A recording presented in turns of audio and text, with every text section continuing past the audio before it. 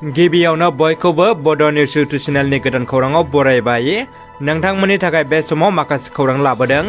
भिडिअखौ जोबजासे नायलांनो दाबाव आरो चेनेलाव गोदानब्ला अन्नानै साबस्क्राइब खालामना बेल आइकनआ अलाव होनानै ला आरो भिडिअखौ लाइक कमेन्ट शेयार खालामनो गुरै खावलायबाय। दानिया फैदो दिनैनि खौराङाव। गिबि खौराङाव दङ खुंगा 16थि फेरगाव बड'लेण्ड मुंख्लं गोसोखां बान्था आइजो जोलुर बादायलायनाया मैयानिफ्राय जागायबाय।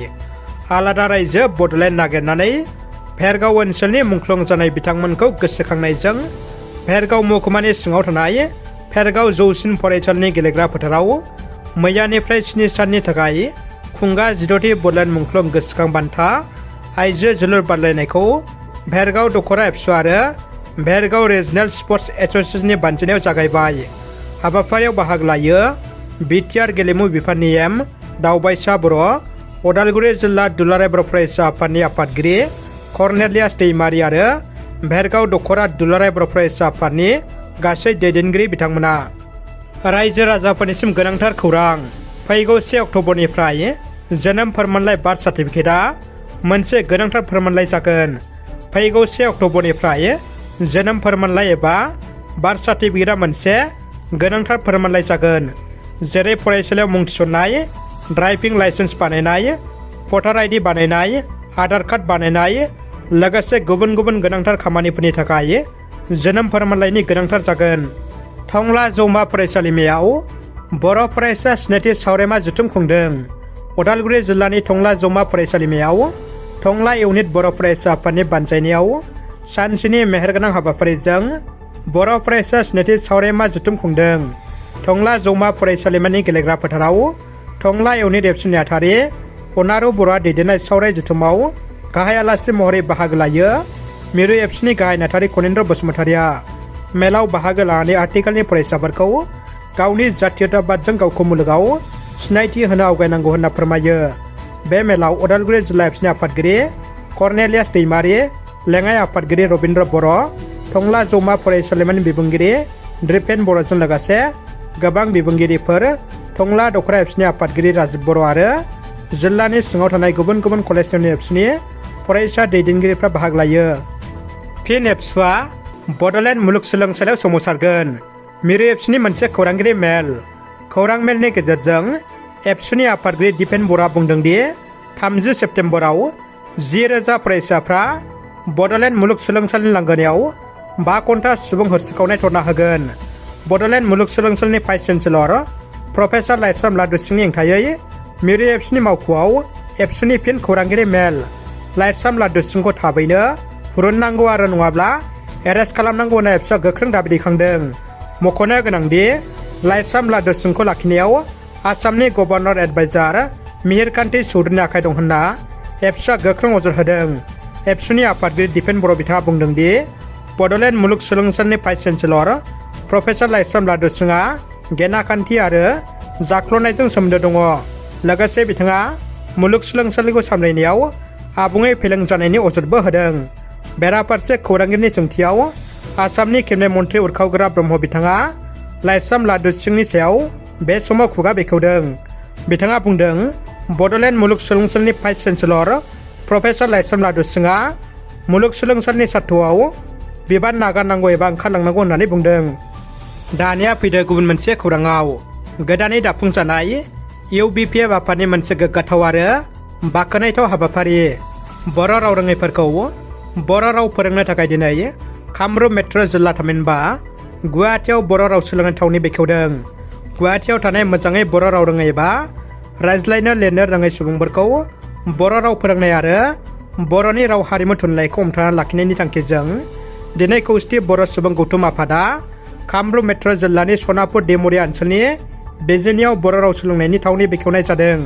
खौरां मोननाय बायदिब्ला बे ओनसोलनि गोबां सुबुंफ्रा बर' राव रोङा एबा रायज्लायनो रोङा। बेनिखायनो बिथांमोनखौ बर' राव फोरोंनाय थांखिजों दिनै खौसेथि बर' सुबुं गौथुम थामहिनबा BPFनि बानजायनायाव बर' राव सोलोंनाय थावनि बेखेवनाय जायो। दिनैनि बे हाबाफारियाव गाहाय आलासि महरै बाहागो लायो कामरुप मेट्र' जिल्ला बर' थुनलाइ आफादनि गाहाय नेहाथारि मुस्रि गलाब बर' बिथाङा।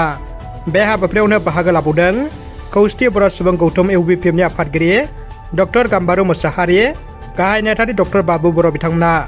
लोगोसे कामरुप मेट्र' जिल्ला BPFनि आफादगिरि नेहाथारजों लोगोसे गासै मावथि सोद्रोमा लोगोसे कामरुप मेट्र'नि सिङाव थानाय खौसेथि बर' सुबुं गौथुमनि गासै दखरा आफाद आरो ओनसोलनि रायजो राजाफ्रा मैखोमै बाहागो लानानै हाबाफारिखौ जाफुंसार खालामो। नंगौ, बिटिआरआव गोबां सोलायनाय जाबाय। जाय देहा फाहामसालियाव गोबां जेंना जेंसिजों भुगिनानै दंमोन, बेखौ जों बिटिआर सरकारा मोनफा मोनफायै मावफुंलांगासिनो दं। बे बाथ्राखौ जों बुङाखै, बे बाथ्राखौ बुंदों बिटिआरनि सावस्रि बिफाननि मावफुं सोद्रोमा अरुप कुमार दे बिथाङा। तामुलपुर जिल्लानि सिङाव थानाय 29 नं सुख्लाय सेरफां बियामनि नावकाटा गुदि देहा फाहामसालियाव डक्टर नार्सफ्रा थाग्रा खथा पार्किं गैयिनि थाखाय खस्थ' जानानै दंमोन। बेखौ नुनानै गावनि बियामनि MCLA आरो बिटिआरनि रनेन्द्र नार्जारि बिथाङा बे थाग्रा मावखुलिखौ लुफुंनायनि थाखाय बिटिआर सरकारनिफ्राय मैया अन्थाइ खुन्थिया लाइखुन्थियाखौ गायसननानै होफैयो। सावस्रि बिफाननि मावफुं सोद्रोमा अरुप कुमार दे बिथाङा बे हाबाफारियावनो गाहाय आलासि महरै बाहागो लायो। बिटिआरनि सावस्रि बिफाननि मावफुं सोद्रोमा अरुप कुमार दे बिथाङा गावनि बियामनिनो 29 नं सुख्लाय सेरफांनि MCLA बिटिआरनि रोगाथाइ बिफाननि रनेन्द्र नार्जारि आरो सम्पापुति देखा बिथाङा बेनि अनगायैबो नावकाटा गुदि देहा फाहामसालिनि नावकाटा मिनि PSC डक्टर नार्स ओनसोलनि रायजो राजा आरो बायदि बायदि बिबानाव थानाय माखासे दैदेनगिरि बिथांमोनाबो बे हाबाफारियाव बाहागो लायो। रायजो राजाफोरनिसिम गोनांथार फोसावनाय।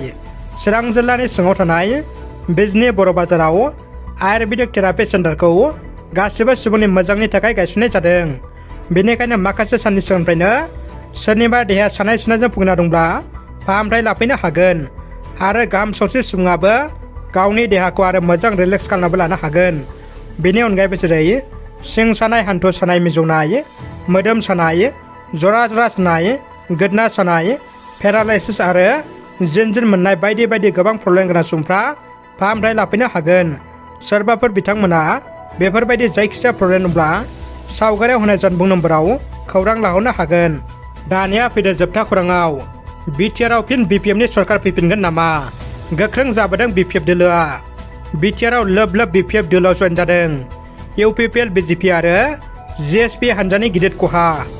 UPPL BJP आरो GSP दोलोनि गासै सा 932 सोद्रोमाफ्रा BPF हानजायाव जयेन जादों।